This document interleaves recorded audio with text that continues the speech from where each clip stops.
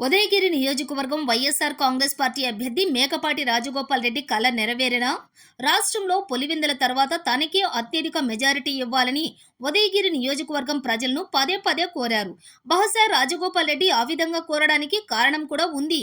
రాజగోపాల్ రెడ్డి గాని ఆయన కుమారుడు అభినవ్ రెడ్డి గాని ప్రచారం నిర్వహించిన ప్రతి సమయంలో ప్రజలు తండోపతండాలుగా తరలిరావటం విశేషం. ముఖ్యంగా నామినేషన్ రోజు ఉదయగిరి బస్టాండ్ సెంటర్ నుండి కిలోమీటర్ మేర ప్రజలు తరలిరావటం విశేషం.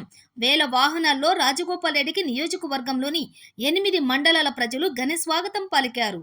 ప్రజల యొక్క ఆదరాభిమానాలు చూస్తూ ఉంటే ఖచ్చితంగా రాష్ట్రంలోని పులివెందుల తర్వాత ఉదయగిరి నియోజకవర్గానికి భారీ మెజారిటీ వచ్చే అవకాశాలు కనిపిస్తున్నాయి. మేకపాటి రాజగోపాల్ రెడ్డి గాని ఆయన కుమారుడు యువ నాయకుడు మేకపాటి అభినవ్ రెడ్డి గాని వెళ్లిన ప్రతి చోట మహిళలు పురుషులు ప్రతి ఒక్కరు కూడా మంగళ హారతులతోటి పుష్పాలతోటి ఘన స్వాగతం పలికారు. అలాగే గుమ్మడికాయలతో దిష్టి తీస్తూ విజయీ భవ అని ఆశీర్వదించారు. ఉదయగిరి నియోజకవర్గం మొదటి నుండి కూడా మేకపాటి కుటుంబానికి అడ్డాగా ఉన్న విషయం తెలిసిందే. నిరంతరం ప్రజల శ్రేయస్సు కోరుకునే మేకపాటి కుటుంబాన్ని కాదని వేరొకరికి ఎందుకు ఓట్లేస్తామని ప్రజలు కూడా తెలపడం విశేషం. జిల్లాలోని యువతీ యువకులకు పక్క జిల్లాలోని యువతీ యువకులకు ఎంతో ముఖ్యమైన వ్యవసాయ కళాశాల ఏర్పాటు చేయటం, వేలాది మంది విద్యార్థుల భవిష్యత్తుకు పునాది వేయటం మేకపాటి కుటుంబం పుణ్యమే అని ప్రజలు ఆనందం వ్యక్తం చేస్తున్నారు. అలాంటి మేకపాటి కుటుంబం నుండి పోటీ చేస్తున్న మేకపాటి రాజగోపాల్ రెడ్డికి కూడా భారీ స్థాయిలో మెజారిటీ వచ్చే అవకాశాలు ఖచ్చితంగా కనిపిస్తున్నాయి. దానికి తోడు తెలుగుదేశం పార్టీలో కుమ్మలాటలు కూడా రాజగోపాల్ రెడ్డికి ప్లస్ పాయింట్ గా మారింది. తెలుగుదేశం పార్టీ సీనియర్ నాయకులు బొల్లినేని రామారావు బహిర్గతం తెలుగుదేశం పార్టీ అభ్యర్థిపై నిప్పులు కురిపించిన విషయం కూడా తెలిసిందే.